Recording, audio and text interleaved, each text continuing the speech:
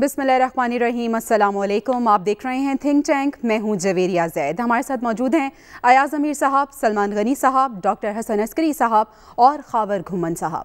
नाज़रीन, पाकिस्तान की सियासत में इस्तेहकाम तो हमेशा से नापैद रहा है, लेकिन कुछ अरसे से हम देख रहे हैं कि बेयकीनी के भी गहरे बादल छाए हुए हैं। और ये सूरत हाल सिर्फ अपोजिशन की पैदा करदा नहीं है, बल्कि हुकूमत का भी इसमें अहम किरदार है। अपोजिशन की बात करें तो बाहमी ताउन नहीं है, एक पेश पे नहीं है, और हम देख रहे हैं कि गुज़िश्ता 3.5 बरसों में हुकूमत का कुछ भी नहीं बिगाड़ सके। और हुकूमत की बात करें तो अपोजिशन की जानिब उनका जो रवैया है वो इज़्ज़त और तकरीम से आ रही है, और जो महाज आराई हुकूमत और अपोजिशन के दरमियान हो रही है, इसमें कमी होने की बजाय इजाफा हो रहा है, जिससे कौमी सियासत में बेयकीनी की सूरत हाल में भी इजाफा हो रहा है। अयाज अमीर साहब, आप तो पार्लियामेंट का हिस्सा रहे हैं। हुकूमत और अपोजिशन के एक दूसरे पर लफ्जी वार के अलावा बुनियादी क्या इनकी जिम्मेदारियां हैं जो ये पूरी नहीं कर सके, और हुकूमत और अपोजिशन क्यों सुरखरू नज़र नहीं आ रहे? नहीं जरूरी, मैं थोड़ा सा मुख्तलिफ हिस्से कहूँगा। आपने बिल्कुल ठीक बात उठाई, थोड़ा सा मुख्तलिफ कहूँगा। ये लफ्जी गोलाबारी और एक दूसरे पे दशनाम तराजे, ये कोई सियासत में कभी मसला नहीं रहा, ना यहाँ पे ना किसी और मुल्क में। हमारा प्रॉब्लम अब जो है वो कुछ और है, और जो इस गवर्नमेंट की टर्म ख़त्म हो रही है वो जो प्रॉब्लम है बड़ा एक्यूट हो रहा है, बड़ा सीरियस हो रहा है। बहुत तगो दो के बाद ये जो एक्सपेरिमेंट था इमरान खान वाला, जिसे कई नाम देते हैं हाइब्रिड, कि जी ये भी है और वो भी है, तीतर भी है और थोड़ा सा बटेर भी है, ये इजाद किया गया था।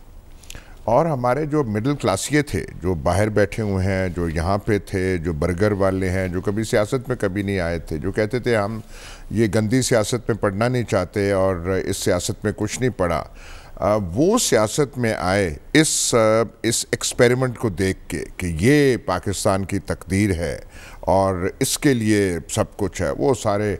और हमें बताया गया कि बाहर के आएंगे, कर्ज़े ख़त्म होंगे, बाहर की जो है पैसे जो बैंकों में हैं पकड़े जाएंगे हमारे, मतलब वो एक पूरी middle class burger mummy daddy कहानी जो है वो बना के पाकिस्तानी अवाम को खिलाई गई।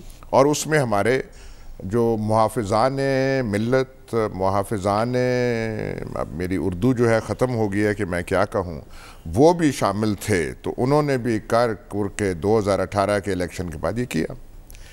ये एक्सपेरिमेंट कामयाब नहीं हुआ, ये चल नहीं रहा।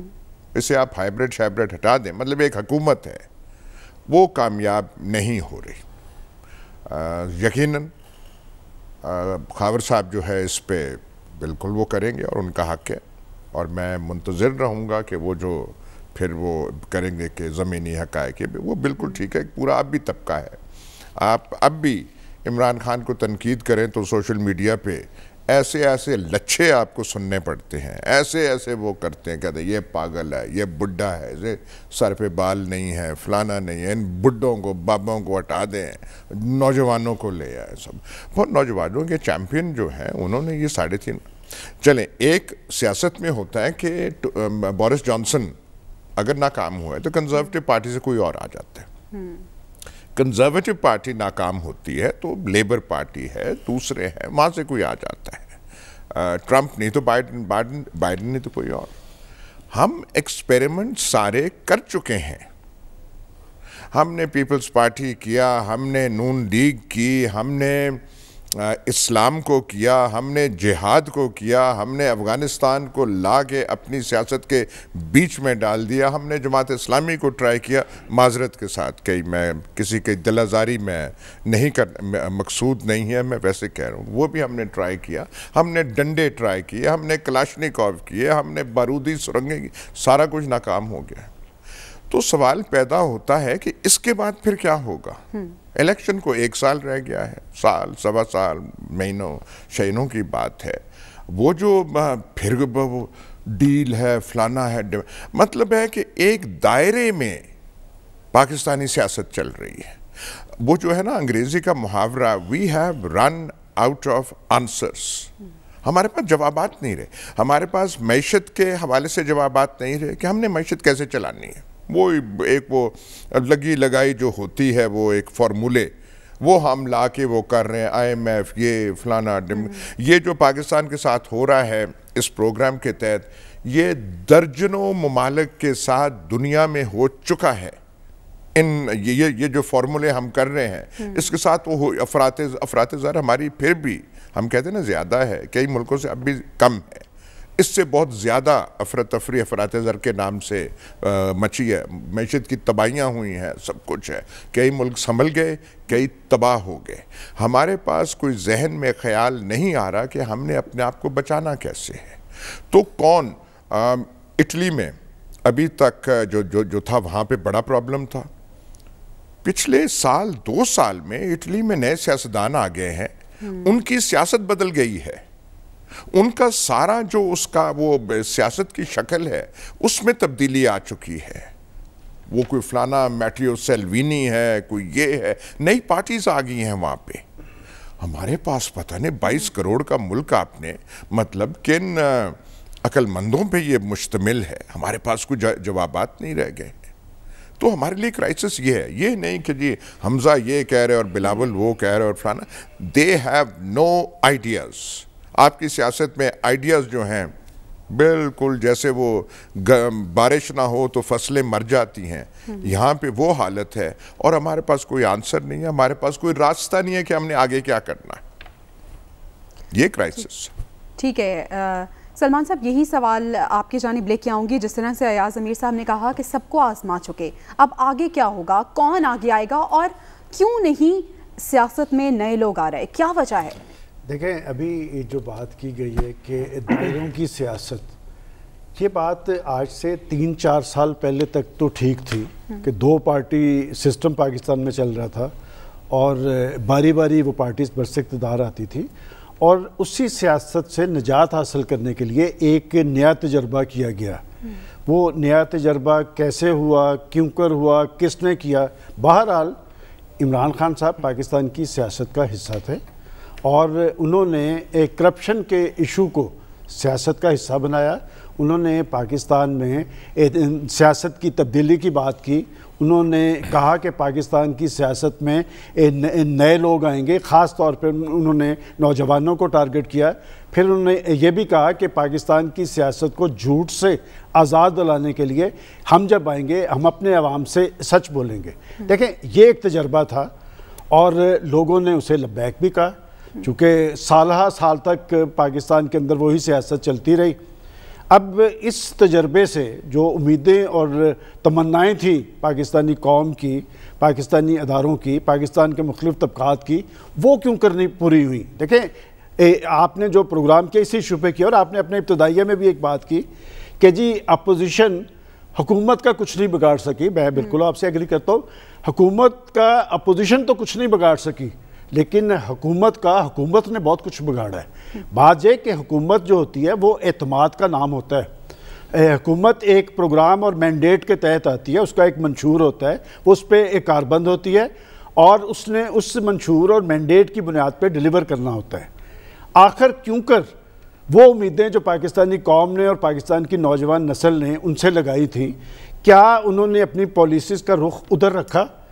کیا پاکستان کے 22 کروڑ عوام کی زندگیوں میں اطمینان آیا؟ کیا پاکستان کی نوجوان نسل جنہیں بہت ساری توقعات تھیں انہیں روزگار کے حوالے سے کوئی امید پیدا ہوئی؟ دیکھیں کہیں نہ کہیں کسی نہ کسی سطح پر کوئی بڑی خرابی موجود تھی اور ابھی تک میں سمجھتا ہوں کہ خود اس کا ادراک شاید حکمرانوں کو بھی نہیں ہے. اور اس میں ایک بڑا المیہ میں سمجھتا ہوں کہ عمران خان صاحب کے ساتھ ان کی حکومت کے ساتھ ہوا کہ اس میں تحریک انصاف کے لوگ ڈومینیٹ نہیں کرتے. اس میں مختلف پارٹیز کے وہی لوگ جو سالہ سال تک ہر حکومت کا حصہ رہے وہی اس منسٹریز کا حصہ ہے, مطلب منسٹروں میں اکثریت انہی لوگوں کی ہے. اور اسی وجہ سے میں سمجھتا ہوں کہ ان کا جو پروگرام تھا, جو ان کا میسج تھا, وہ ڈیمیج ہوا ہے. اب یہ تھا کہ عمران خان صاحب کی ذات چونکہ لیڈر وہ تھے اور انہوں نے بہت زیادہ جن عزائم کا اظہار کیا تھا کہ لوگ یہ دیکھنا چاہتے تھے کہ اس پہ کس حد تک عمل درآمد ہو. ایک بات جو پچھلے 1 ماہ سے چل رہی ہے کہ ایک چیز جس پہ وہ یکسو تھے اور سنجیدہ تھے وہ پاکستان میں کرپشن کا خاتمہ تھا. اب مجھے نہیں پتا ہے کہ وہ کہتے ہیں جی کہ ہم نے تو 3 ماہ کے اندر کرپشن کا خاتمہ کر دیا، اور میں پورے وثوق سے یہ کہتا ہوں کہ پاکستان کے ہر اداروں میں جتنی رشوت خوری، مطلب 10 گنا زیادہ بڑھ گئے ہیں جو نرخ، اور اس پہ کوئی شخص بھی، میں چیلنج کرتا ہوں، اس پہ بات کر سکتا ہے۔ میرا خیال شاید ان کا اسی طرح دعویٰ تھا جس طرح ہمارے دوست فواد چودھری صاحب نے کہا کہ ہم نے تو 1 کروڑ نوکریاں بھی دے دی ہیں۔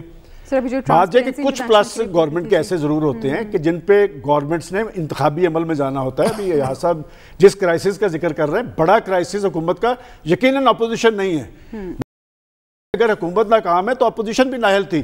اس وقت گورنمنٹ کا کرائسس کیا ہے کہ آگے انتخابات ہیں، بلدیاتی انتخابات ہیں، عام انتخابات ہیں، اور جب پولیٹیکل پارٹیز عام انتخابات میں جاتی ہیں تو ان کے پاس سے پھر ایک اپنی کارکردگی رپورٹ ہوتی ہے۔ وہ کہتے ہیں کہ ہم برس اقتدار آئے تھے تو ہم نے یہ آپ کے لیے کیا، اور موجودہ تحریک انصاف کی گورنمنٹ کو ایک بڑا اعزاز حاصل یہ ہوا کہ پاکستان کے اندر 1 پیج کا یہ ایک لفظ ایسا تھا جس سے تو اور زیادہ استحکام آنا چاہیے تھا کہ 1 پیج جب تھا تو پاکستان کو اقتصادی حوالے سے ترقی کی منزل پہ پہنچنا چاہیے تھا۔ 1 کروڑ نوکریوں میں سے کم از کم 25 لاکھ کا بندوبست وہ کر دیتے تو لوگوں میں اطمینان آ جانا تھا۔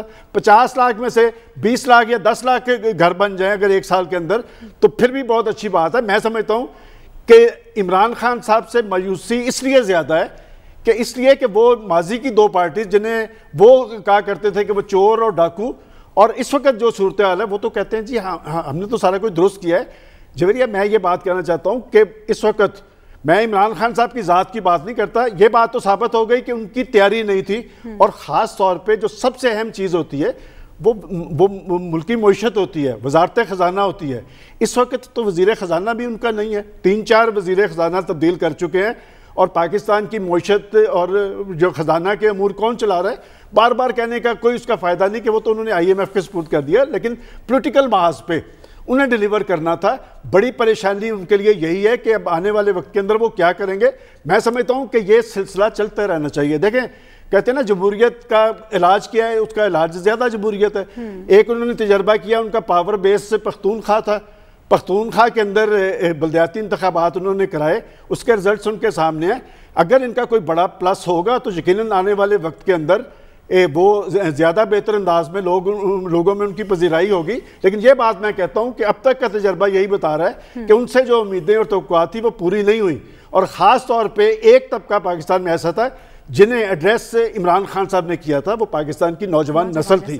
اور آج اگر سب سے زیادہ کسی طبقے کے اندر مایوسی ہے تو وہ پاکستان کی نوجوان نسل ہے۔ انہیں 1 کروڑ نوکریوں کا کہا گیا تھا، لیکن 20 سے 25 لاکھ لوگ پاکستان کے اندر بے روزگار ہوئے ہیں۔ دیکھیں، بات یہ کہ جب آپ نوجوانوں کے اندر امید اور آس پیدا نہیں کریں گے، نوجوان ہوتے ہیں جو معاشرے کے اندر تبدیلی کا باعث بنتے ہیں۔ سیاسی تاریخ یہ بتاتی ہے انقلاب ہو، تحریک ہو، جدوجہد ہو، نوجوان بنیاد بنتے ہیں۔ تحریک انصاف کو مسند اقتدار پہ پہنچانے والے پاکستان کے نوجوان تھے۔ آج سب سے زیادہ مایوسی اگر ہے لے کے نوجوان نسل نے ووٹ دیا تھا اس حکومت کو۔ ڈاکٹر صاحب، حکومت کی بات تو ہم نے کی، کیا اپوزیشن آپ کو لگتا ہے کہ بخوبی اپنا کردار ادا کر رہی ہے؟ دیکھیے، آپ حکومت اپوزیشن یہ ایک ایسی ڈیبیٹ ہے کہ جس کا حل کوئی نہیں ہے ہمارے پاس۔ آپ حکومت کی تعریف کرنا چاہیں بڑے شوق سے ہو جاتی ہے، اور اپوزیشن کی تعریف کرنا چاہیں وہ بھی، اور برائی کرنا چاہیں وہ بھی ہو سکتی ہے۔ دیکھیے، ان چیزوں کو اگر آپ ایک سائڈ پہ رکھ دیں نا، اس قسم کے مسائل آپ کو بہت سی جگہ نظر آتے ہیں۔ ہماری پرابلم یہ ہے، ہم جذباتی اس لیے ہو جاتے ہیں کہ ہم مطالعہ نہیں کرتے کہ دوسرے ملکوں کے کیا مسائل ہیں۔ دیکھیے، اگر آپ ان ناموں کو ایک طرف چھوڑ دیں، حکمرانوں کے نام، اپوزیشن کے نام، سیاسی جماعتوں کے نام ایک طرف چھوڑ دیں، تو پاکستان میں 2-3 ایشوز ایسے ہیں جن کو جب تک آپ ایڈریس نہیں کریں گے، آپ کچھ کر لیں، سیولین لیڈر لے آئیں، فوجی لیڈر لے آئیں، بیرونی لیڈر لے آئیں، جس طرح ہم معین قریشی صاحب کو لائے تھے اور وہ اپنے شوکت عزیز صاحب کو لائے تھے، کچھ نہیں ہوگا۔ وجہ کیا ہے؟ پہلا ہے آپ کے ہاں قیادت کا فقدان۔ میں ابھی اس پہ بات کروں، قیادت کا فقدان، وہ قیادت جو کہ اپنی سٹرگل سے اوپر آئی ہو۔ پاکستان میں وہ قیادت اب نہیں ہے، ان کو لایا جاتا ہے۔ اچھا، دوسرا جو پرابلم ہے وہ ہے ایک لانگ ٹرم سوچ کا فقدان ہے ہمارے ہاں۔ ایک لانگ ٹرم، ہمارا سیاستدان آج کی صبح سے شام تک کی سوچتا ہے کہ میرا وقتی مقصد پورا ہو جائے۔ تیسرا، ہم پاکستان میں تبدیلی لانا چاہتے ہیں بغیر اپنے آپ کو تبدیل کیے ہیں۔ यानी सोशल इकोनॉमिक पॉलिटिकल स्टेटस को कायम रखते हुए हम तब्दीली की बात करते हैं। तब्दीली माशरे में उसी वक्त आती है जब माशरे के खदोखाल को आप तब्दील कर सकें। इसके लिए सोच की ज़रूरत होती है, वो हमारे पास नहीं है। लीडरशिप की ज़रूरत होती है, वो हमारे पास नहीं है। और आखिरी फैक्टर जो पाकिस्तान को शदीद नुकसान पहुंचाता है वो है पाकिस्तान पे security pressures, external security pressures और internal security pressure. Internal security pressure तो 1980 के बाद ज़्यादा आए हैं, उससे पहले बड़े कम थे, लेकिन एक्सटर्नल तो हमारे सिक्योरिटी प्रेशर पहले दिन से हैं, 47 से हमारे ऊपर हैं। इनको हम हैंडल नहीं कर सके हैं। इनको किस तरह हैंडल करें? बहुत से इलाकों में जहां इक्तिसादी तरक्की हुई है वहां इन सिक्योरिटी प्रेशर्स को हैंडल किया गया है। आप जाके ईस्ट एशिया को पढ़ के देखें ना, वहाँ क्या हाल था 50s के अंदर, जब उनको आज़ादी मिलनी शुरू होती है 60s के अंदर। वहाँ फिर उन्होंने क्या किया जिसकी वजह से जो है बुनियादी माशरती और इक्तसादी तब्दीली आई है, जिससे कि माशरा तब्दील हुआ है। देखिए हमारे यहाँ 2 पार्टीज़ की डोमिनेशन थी। तीसरी पार्टी जो आई है 2018 में, तो यही समझ जाता था कि एक नई क़यादत है, नई सोच है, नया अंदाज़ है। और वो और जो एक्सरसाइज है, प्रॉब्लम ये हुई है कि जो नई एक्सरसाइज हुई है उससे हम ऑल्टरनेट क्रिएट नहीं कर सके हैं पुरानी 2 पार्टियों का। उसका नतीजा ये निकला है कि हमारी सियासत का अब भी वही अंदाज है जो 2008 में था, 2013 में था, 2002 में था या 99 से पहले था। तो और हैरानी की बात यह है कि हम आज जो बातें डिबेट कर रहे होते हैं ना, सुबह शाम टीवी पे भी, अखबारों के आर्टिकल उठा के देखें, पाकिस्तान में ये डिबेट 1950 से हो रही है। प्रेसिडेंशियल सिस्टम हो, पार्लियामेंट्री सिस्टम हो, ये जब 56 का कॉन्स्टिट्यूशन बना है ये डिबेट मौजूद है। अयूब का कॉन्स्टिट्यूशन बनता है, ये डिबेट मौजूद है। अब फिर हम वही डिबेट कर रहे हैं। इस्लामी निज़ाम होना चाहिए, इसके माने क्या हैं? ये डिबेट आपको 50s में भी मिलती है, अयूब के दौर में भी मिलती है, और 72 और आज भी मिलती है। 73 का जब कॉन्स्टिट्यूशन बना है उसमें बड़ी डिबेट हुई है। तो सवाल ये है कि हमने अपनी सोच पे कुफल क्यों डाल दिए हैं? हम जो है ये क्यों नहीं सीखना चाहते कि दुनिया में कामयाबियां और नाकामियां किस कौमों को हुई हैं? आप उन कौमों का मुताला कीजिए जो रैग से रिचेस तक पहुँचे हैं, जो ज़मीन पे थे, रेंग रहे थे, अब वो आसमान पे उड़ रहे हैं। ये तब्दीलियाँ क्यों आईं? वो भी इंसान थे, हम जैसे ही इंसान थे। उन्होंने किन चीज़ों को तरजीही तौर पर देखा, उनकी क़यादत ने क्या किया, उनके फॉलोअर्स ने क्या हुआ, किस किस्म की पॉलिसीज़ एडॉप्ट की गई, कहाँ कंप्रोमाइज़ हुए और कहाँ कंप्रोमाइज़ नहीं हुए। ये चीज़ें हम नहीं सीखना चाहते। हम जो हैं वो सिर्फ पॉलिटिक्स हमारी ये है कि अगर मैं अपोजिशन में हूँ, मैंने इक़्तिदार में आना है, कॉन्स्टिट्यूशन के ज़रिए आ जाऊँ, गैर आइनी तरीके से आ जाऊँ, किसी का सहारा लेकर आ जाऊँ, सब ठीक है। और ये है कि अपनी सोच के मरकज़ को जब आप पाकिस्तान के अंदर नहीं करते और निज़ाम को, उसी निज़ाम को कायम रखना चाहते हैं जो हमने 50s में रखा। Social injustice, inequality, disparities 50s में मौजूद है, 60s में ईस्ट पाकिस्तान का क्राइसिस मौजूद है। आज क्या हमारे माशरे में इंसाफ है?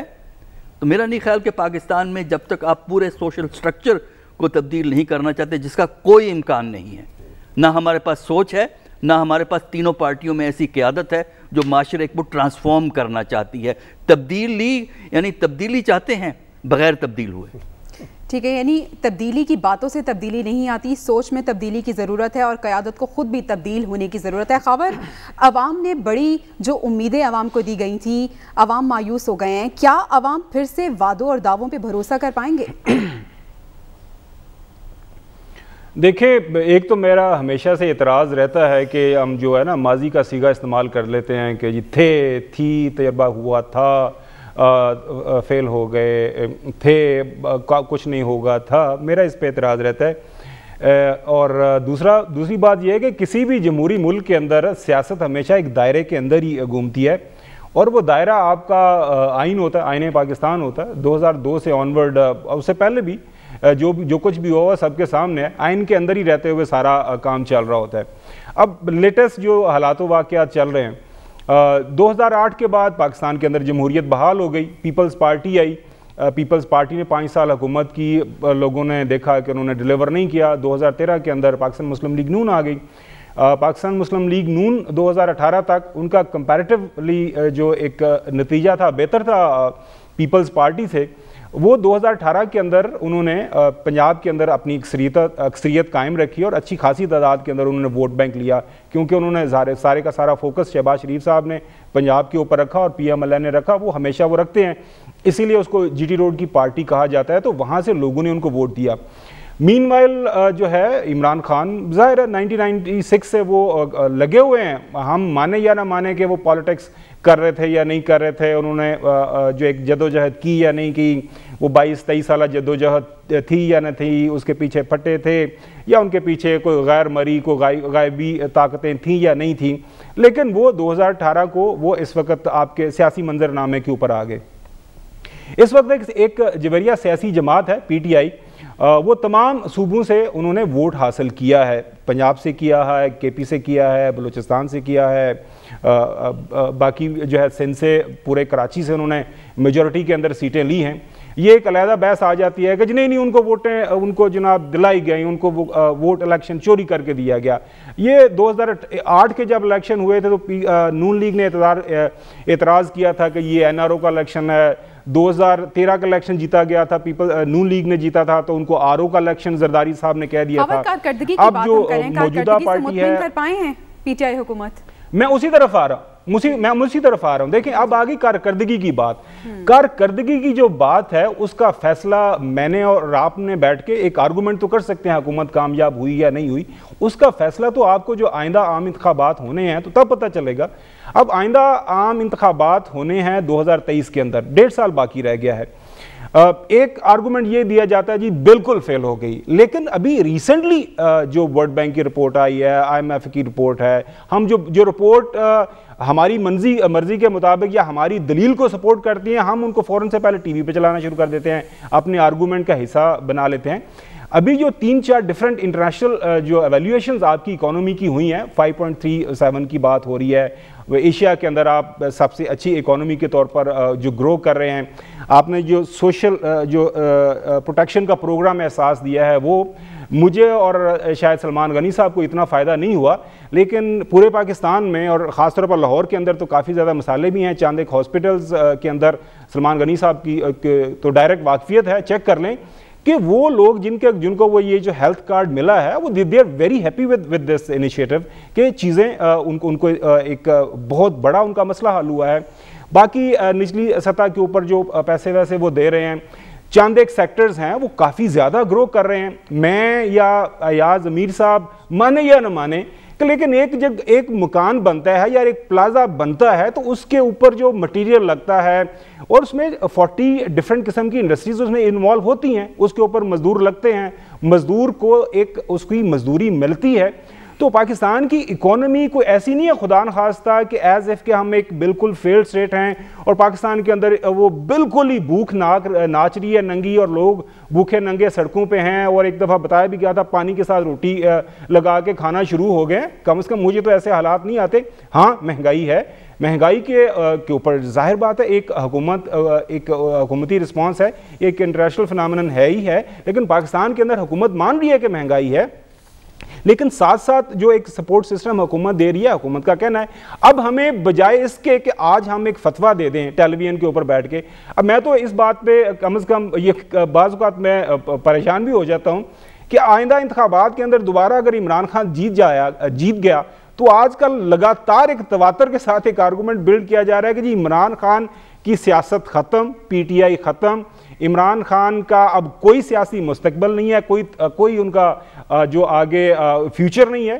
میں نے کبھی نہیں کہا آپ نے اس پروگرام میں بیٹھ کے کہ پنجاب کے اندر یا پاکستان کے اندر جو ہے پاکستان مسلم لیگ نون ختم ہو گئی ہے. وہ ایک بڑی پولیٹیکل پارٹی ہے, ان کے اندر لیڈرشپ کے مسائل چل رہے ہیں, لیکن ان کا اپنے ووٹ بینک کے ساتھ رابطہ ہے. اسی طرح پیپلز پارٹی کا سندھ کے اندر ہے, اسی طرح عمران خان کا بھی اپنا ایک ووٹر سپورٹر ہے پورے پاکستان کے اندر موجود ہے. تو میں نہیں سمجھتا کہ پاکستان کے اندر جمہوریت کو کوئی نقصان ہے.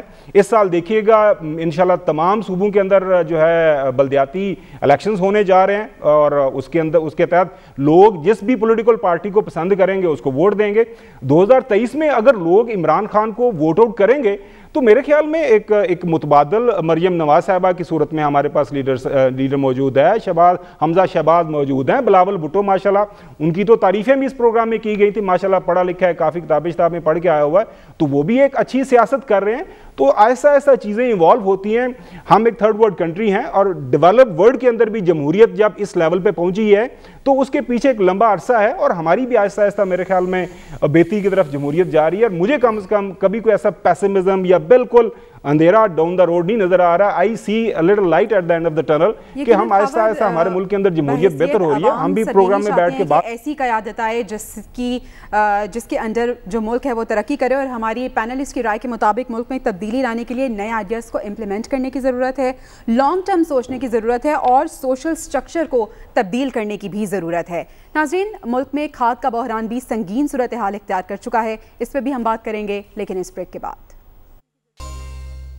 Welcome back. ناظرین، کسان کسی بھی قوم کے وہ محسن ہوتے ہیں جن کی کاوشوں کو فراموش نہیں کیا جا سکتا، لیکن آئے روز کسان مختلف مشکلات کا شکار ہو رہے ہیں، اور اب کی بات کریں تو کھاد کا بحران شدت اختیار کرتا جا رہا ہے. ایاز امیر صاحب، کھاد کے بحران کا اصل ذمہ دار کون ہے؟ وہ مریخ سے جو آج کل چاند وہ جا رہے ہیں نا، اس کا وہ جو ہے اس کا اثر یہاں پہ پڑ رہا ہے پاکستان پہ. اس وجہ سے وہاں پہ ہمیں دیکھنا پڑے گا. دیکھیے، ہم جب اس حکومت کی داستان جب یاد کریں گے، جب ادوار یاد کریں گے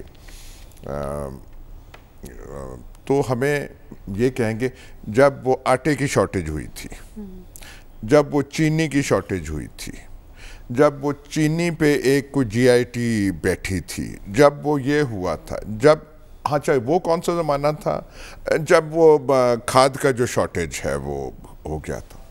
بھائی، کھاد تھوڑی یا بہت ملک میں موجود پڑی ہے. یہ کوئی نہیں کہہ سکتا کہ ہماری جتنی ضروریات ہیں یا اس کے لیے پوری ہیں، لیکن جو سرکاری طور پہ دی جا رہی ہے اور ڈیلرز جو رکھ رہے ہیں وہ اسے ذخیرہ اندوزی کر رہے ہیں. یہ آپ لوگ شہر میں رہتے ہیں، میرا تعلق دیہات سے ہے. چکوال سے لے کے رحیم یار خان بھاولپور تک آپ کسی کسان سے فون کر کے آپ پوچھ لیں، وہ دعائیاں دے رہے ہیں، کھاد ان کو مل ہی نہیں رہی. اور اس وقت یہ بارشوں کے بعد آپ کو گندم میں جو ہے کوئی ٹائم کوئی نہیں رہ گیا. 1-1.5 ماہ رہ گئے اور آپ پھر کاٹنے پہ وہاں پہ پڑ جائیں گے. اور گندم کو پہلے نقصان ہو رہی ہے، بارشیں زیادہ ہو گئی ہیں، اس سے ڈر ہے کہ وہ بیماریاں ہوتی ہیں، رسٹ وغیرہ کہتے ہیں، وہ نہ اس فصل کو پڑ جائے. آپ کو اب کھاد آپ نے کوئی جو سرکاری ریٹ دیا وہ اور دیا ہے، اور سرکاری ریٹ پہ آپ کو مل نہیں رہی. اور جو لائنوں پہ وہ آپ کو کھڑا ہونا پڑتا ہے، وہ سارے کاغذات دکھا کے، وہ اتنی ضلالت آپ کو برداشت کرنی پڑتی ہے کہ میرے جیسا کوئی تھوڑا وہ جو ہے دل جگرا جو ضلالت برداشت کرنے کے قابل بھی ہو، میں بھی کہوں گا نہیں یار اتنی نہیں ہو سکتی، تھوڑی بہت ہی کرنی ہے تو کر لیں، زیادہ نہیں ہوگی. اچھا، ایک بات دیکھیں نا، صرف ایک ویکیوم میں کوئی چیز نہیں ہوتی. یہ میں کہوں گا کہ انویسٹیگیٹ ہونا چاہیے. جو کہانیاں اس صوبائی حکومت کے بارے میں ہیں کہ اہم جو کئی عہدے ہیں وہ اس پہ پتہ نہیں کیا قیمت لگتی ہے، کیا لگتے ہیں، میں اس سے زیادہ کھل کے کہنا نہیں چاہتا. یہ کیا بے بنیاد باتیں ہیں، بے وقت کی باتیں ہیں، یا کچھ ایسے ہیں؟ اور اگر ان میں ایسا ہے، لوگ جو بڑے افسران ہیں کمشنر لیول کے اور ڈپٹی کمشنر لیول کے، نام لے کے کہتے ہیں فلانے نے یہ کیا، فلانے نے یہ، ان سے آپ کیا توقع کر سکتے ہیں؟ مجھے جو آپ تھانہ مغل پورہ کا ایس ایچ او لگا دیں اور میں نے وہ آپ کی خدمت میں اتنے دیے ہوں، تو پھر آپ کیا سمجھیں گے کہ میں راتوں کو پیٹرولوں پہ جاؤں گا اور وہ کلاشی کوفے میں کروں گا اور اپنی جان کو خطرے کروں گا؟ میں نے اپنے وہ رقم پوری کرنی ہے یا آپ کی توقعات پہ میں نے اترنا ہے؟ تو یہاں پہ عجیب چیز ہے. ایک وہ اسپیشل برانچ میں کوئی صاحب لگائے گئے ہیں، پتہ نہیں رشتہ دار ہیں، ان کے بارے میں کہا جاتا ہے جی کہ جنوبی پنجاب کے جو پولیس کے ہیں تو وہ ان کے تھرو جو ماما جی ہیں، چاچا جی ہیں، بابا جی ہیں، بابا جی وہ آپ کا مسئلہ جو ہے وہ حل کر. بس جب بازار میں ایسی باتیں گرم ہوں، جیسے ہمارے جو نوجوان آئندہ والے پنجاب کے جو انقلابی لیڈر ہیں حمزہ شہباز صاحب، ان کے بارے میں کہا جاتا ہے جب تک کہ پارٹی کو چندہ نہ ملے تو ملاقات ان سے مشکل ہوتی ہے. تو جب ایسی باتیں ہو جائیں تو پھر آپ کو کیا یہاں پہ آپ کریں گے؟ ہر پورے وہ کیا کہتے ہیں وہ میر تقی میر کا تھا کہ سارے جانے نہ جانے تو گل ہی نہ جانے. پورے ملک کو یہ چیزیں پتہ ہے, جانے نہ جانے تو ہمارے لاڈلے وزیر اعظم جو ہیں وہ نہ جانے. دیکھیے بات سنیں, ایک ہائی کورٹ کا فیصلہ آ رہا ہے کہ آپ کیا یہ تماشا کر رہے ہیں اربن سٹی اور یہ اور فلانا, اور دوسرے دن وہ پہنچ جاتے ہیں وہاں پہ کہ ہم شہر بنا رہے ہیں. اور کیا پاکستان کا اس وقت یہ پرابلم ہے کہ آپ نیا اسلام آباد لاہور کے پاس آپ کھڑا کریں, اور پرابلم نہیں ہے؟ مطلب ہے کہ ہم پتہ نہیں کس, آپ زراعت کی حالت دیکھیں, ہم ہر چیز باہر سے اس وقت منگا رہے ہیں. گندم ہم روس سے منگا رہے ہیں, اور کہنے کو زرعی ملک ہے. ہر چیز دالوں سے لے کے پام آئل تک, پام آئل سے لے کے گندم اور اب ہر چیز باہر سے منگا رہے ہیں. خدا کے واسطے ملک کے ساتھ آپ کر کیا رہے ہیں؟ اور آپ کہہ رہے ہیں کہ ہم راوی کے پاس جو ایک ہم نے نیا شہر آباد کرنا ہے, اور وہ ہمیں قوم کو کہہ رہا ہوں آپ سمجھ نہیں رہے کہ اعظم صاحب پھر سے وہی سلمان صاحب بات اگر ہم دعووں کی کریں تو ایک نعرہ اس حکومت کا یہ بھی تھا کہ ملک میں کسان کی ترقی اور زراعت کا فروغ ہم یقینی بنائیں گے, لیکن کیا زیادتی نہیں ہے کہ کسان لائنوں میں قطاروں میں لگے ہیں کھاد کے لیے, اور زرعی ملک ہونے کے باوجود زرعی معیشت کے حوالے سے ہم سنجیدہ کیوں نہیں ہیں؟ دیکھیں یہ بات ابھی ایاز صاحب نے کہہ دیا, یہ جو کسان ہوتا ہے یہ بڑا عزت دار ہے, چاہے 4 ایکڑ کا کسان ہو اس کی بھی ایک عزت ہوتی ہے, ایک انا ہوتی ہے. اور میں نے خود بات کر کے دیکھا, انہوں نے کہا جی کہ ہم 200-400 روپیہ زیادہ دے دیتے ہیں. ہم اس ذلت سے جو ہمیں لائنوں قطاروں میں کھڑا کر دیا گیا ہے, اس سے پہلے پاکستان کی تاریخ میں کبھی کاشتکار اور کسان کے ساتھ یہ نہیں ہوا. اب اس ساری جو صورتحال بنی ہے, ان کے منسٹر کون ہیں؟ ان کے منسٹر کا جنوبی پنجاب سے تعلق ہے, خسرو بختیار صاحب پیداوار کے منسٹر ہیں, اور سب سے زیادہ کرائسس وہاں پر ہے. اور میں نے پچھلے دنوں ایک حوالہ بھی دیا تھا, کاف لیگ کے ہمارے دوست ہیں نیازی صاحب, انہوں نے کہا جی کہ وہاں پر ذخیرہ اندوزوں کے پاس کھاد موجود ہے, کھاد آگے دی کیوں نہیں جا رہی؟ اور یہ جو کھاد فیکٹری کے مالکان ہیں, یہ بھی ہمارے ناظرین کو پتہ چلنا چاہیے, یہ جو یہ بنیادی طور پہ تو اصل یہ قدرتی گیس ہے, اور یہ انہیں سبسڈی ملتی ہے, آدھی قیمت پہ انہیں گیس فراہم کی جاتی ہے. اور گیس ہمارے منسٹرز نے پریس کانفرنس میں کہا کہ جی اس دفعہ پیداوار پہلے سے زیادہ ہے. دیکھیں 3 وجوہات جو میں اس کے پتہ کر چکا ہوں. ایک تو وہ یہ کہتے ہیں جی کہ ہمیں گیس پراپرلی نہیں بنی, دوسرا کہ جی یہ اسمگل ہو گئی ہے افغانستان کے اندر. اگر افغانستان میں اسمگل بھی ہو گئی ہے تو آپ کا تو کہنا تھا کہ کئی لاکھ ٹن ہم نے زیادہ پیداوار تھی, اور افغانستان میں تو وہ 70 لاکھ ایکڑ کے قریب کتنی کی وہاں پر چلی گئی ہوگی. اصل میں بات یہ ہے کہ میں پہلے بھی یہ بات کہہ چکا ہوں کہ ایک حکومت کی رٹ ہوتی ہے, ایک ایڈمنسٹریشن کا رول ہوتا ہے. منافع خوروں کے خلاف, ذخیرہ اندوزوں کے خلاف ہم بیٹھ کے حکومت کو تو کوستے ہیں. آخر کیا وجہ ہے کہ کھاد بھی موجود ہے, گودام بھی بھرے پڑے ہیں, کاشتکار بھی ذلیل و خوار ہو رہا ہے, اور پکڑ بھی کسی کی نہیں ہو رہی. اور ایک بات میں اور بتا دوں, ہم بیٹھ کے کہتے ہیں جی پیٹرولیم کہ انڈیا کے اندر یہ قیمتیں ہیں, اور یہاں پر آپ ذرا اندازہ لگائیں کہ یہ میں نے آج جب پتہ کیا ہے 1870 روپے ہمارے ہاں یوریا ہے, اور انڈیا میں صرف 260 روپے وہ یوریا جو پاکستانی تقریباً 680 روپے بنتا ہے. اور بات یہ کہ یہ 1800 بھی تھی, تو مجھے یاد ہے پچھلے دور کے اندر اسی کھاد کو 400 روپے سبسڈی دے کے 1400 پہ لایا گیا. اب وہ جو 870 والی ہے وہ 24, 25, 2600 روپے مل رہی ہے, اور کوئی کسی کو پکڑ نہیں سکتا. اور دوسری بات جو اسمگل ہو رہی ہے, دیکھیں اب ہر چیز پہ یہ کہا جا رہا ہے کہ جی افغانستان اسمگل ہو رہی ہے, بارڈر کھول دیے گئے ہیں. کب تک ان چیزوں کو جواز بنایا جائے گا؟ پاکستان اگر قید سالی کا شکار نہیں ہوا, یا یہاں پر جو کبھی غذائی قلت پیدا نہیں ہوئی, تو وہ اس وجہ سے نہیں ہوئی کہ پاکستان بنیادی طور پہ ایک زرعی ملک ہے. اور مجھے یاد پڑتا ہے کہ یہاں پر زرعی ریسرچ کے لیے کروڑ روپے کے فنڈز ہوتے تھے. ایک دفعہ جب ہم نے نکلوا کے دیکھا تو 95% فنڈ جو زراعت پر تحقیق کے علاوہ تھے, 95% فنڈ صرف انتظامی اخراجات پہ خرچ ہوتے تھے. اور اب جو صورتحال بن رہی ہے کہ ہم بمپر کراپ تھی جی گندم کی, گندم بھی ہم امپورٹ کر رہے ہیں, اس کے بعد بمپر کراپ ہوئی, اور اب جو آپ کی خریف کی ربی کی جو فصلوں کے بعد خریف کا, میں سمجھتا ہوں یہ کھاد کا بحران, میری بات ریکارڈ پہ رکھیں, یہ خوراک کے بحران کا باعث بنے گا. اور اگر اس وقت بھی حکومت نے کھاد فراہم نہ کی کاشتکار کو, تو ایک نیا بحران ہوگا, اور اس کے ذمہ دار یہ ہوں گے. ڈاکٹر صاحب اس بحران سے فصلوں پر کیا اثرات مرتب ہوں گے, اور پاکستان کو اور مزید کتنا معاشی نقصان ہو سکتا ہے اس سے؟ دیکھیے پاکستان کی جو بنیادی انحصار ہے, آپ کی ایکسپورٹس کو بھی اگر آپ دیکھ لیں, وہ انحصار ایگریکلچر پہ ہے. کاٹن پروڈکٹس جو ہیں وہ آپ کا میجر آئٹم ہے جو آپ دنیا میں بھیجتے ہیں. اس کے بعد دوسرا بڑا آئٹم آپ کا رائس ہے جو آپ باہر بھیجتے ہیں, اور اسی طرح ہیں. تو جو ہمارے ہاں اور تو کوئی ایسی صنعت و حرفت اتنی باکمال نہیں ہے, یا کپڑا بھیج رہے ہیں یا ہر چیز ایگریکلچر سے ریلیٹ کرتی ہے. تو لہٰذا اگر آپ ایگریکلچر کا خیال نہیں رکھیں گے تو پاکستان اکانومی کو جو اونچا لے جانے کا آپ سوچتے ہیں وہ بے معنی ہیں. لیکن یہ دیکھیے, یہ اس کو آپ صرف کھاد کے حوالے سے نہ دیکھیے, آپ یہ دیکھیے کہ اور بھی جو چیزیں ہیں جن کی شارٹیج ہوئی ہے, پرائس ہائیک ہے, اس کی وجہ بڑی سمپل ہے کہ یہ حکومت ہمیں ایسا لگتا ہے کہ یہ ہاسٹیج ہے ان پاورفل اکنامک فورسز کی, کے ہاتھوں پر ہاسٹیج بنی ہوئی ہے جو ہماری اکانومی کو باہر سے کنٹرول کرتے ہیں. یہ فورسز ہمیشہ موجود ہوتی ہیں, لیکن حکومت کا کام ہوتا ہے کہ ان کو اس طرح مینیج کیا جائے کہ ان کا بھی کام چلتا رہے اور عوام کی بھی کوئی بات بنتی رہے. لیکن ہمارا اندازہ یہ ہے کہ یہ ٹوٹل فریڈم دی ہوئی ہے, جس میں بڑا جو ہوتا ہے ہورڈنگ کرنے والا یا آپ چیزوں کو آگے پیچھے کرنے والا, اور جو سمگلنگ کی آپ بات کرتے ہیں, افغانستان میں جو سمگلنگ کی بات کی جاتی ہے وہ عام آدمی نہیں کر رہا ہوتا, بڑے بڑے گروپ کر رہے ہوتے ہیں جن کا حکومت کو پتہ ہوتا ہے, حکومت کی جو انٹیلیجنس ایجنسیز ہوتی ہیں ان کو پتہ ہوتا ہے ان چیزوں کا. تو یہ پرابلم ہماری یہ ہو گئی ہے کہ اس حکومت نے ان طاقتور اقتصادی قوتوں کو کھلی چھٹی دے دی ہے. ٹھیک ہے, یہی سوال آپ کی جانب لے کے آؤں گی, حکومت اتنی بے بس کیوں ہے؟ کسان کھاد کے لیے پریشان ہے ایک طرف. دیکھیں, یہ بنیادی طور پہ کلی طور پر ہماری پنجاب گورنمنٹ کا فیلور ہے. کھاد موجود ہے, کھاد کی آگے ترسیل نہیں ہو پا رہی.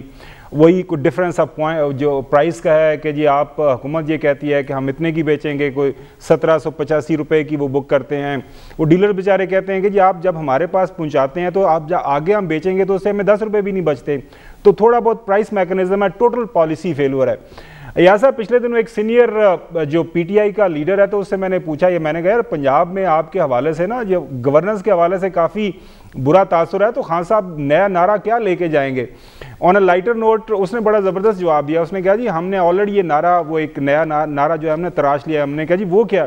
انہوں نے کہا جی اب عمران خان صاحب ہر جلسے میں جائیں گے اور جلسے میں یہ کہیں گے کہ وہ جو ہے وہ عثمان بزدار صاحب کی سلیکشن میں تھوڑی سی غلطی ہو گئی تھی, آئندہ میں آپ کو ایک اچھا چیف منسٹر دوں گا.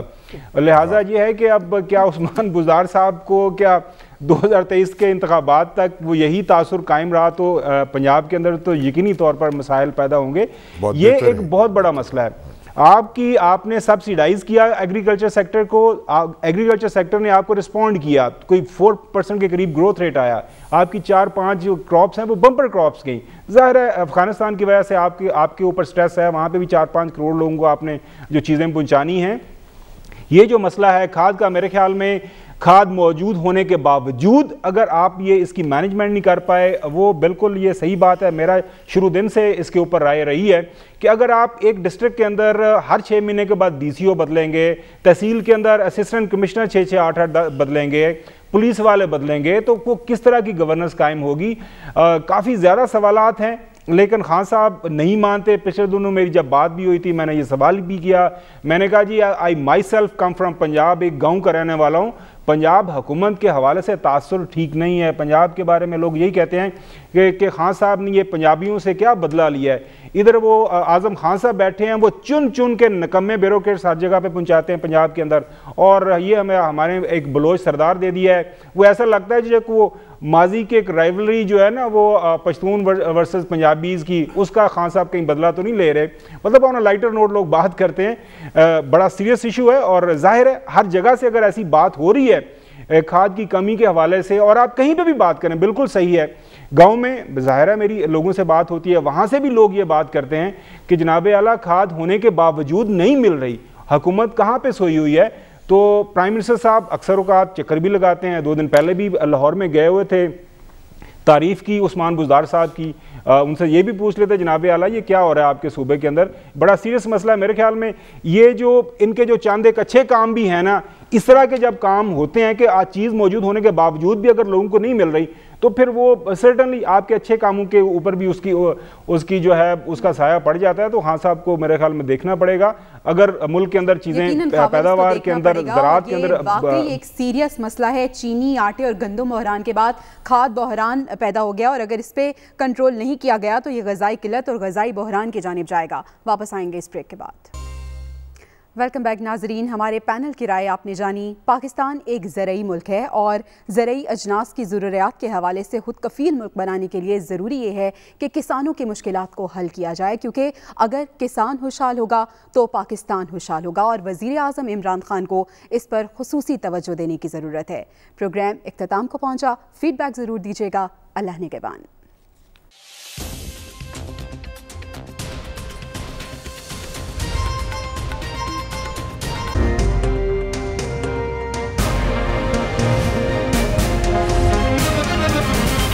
دنیا خبر کی دنیا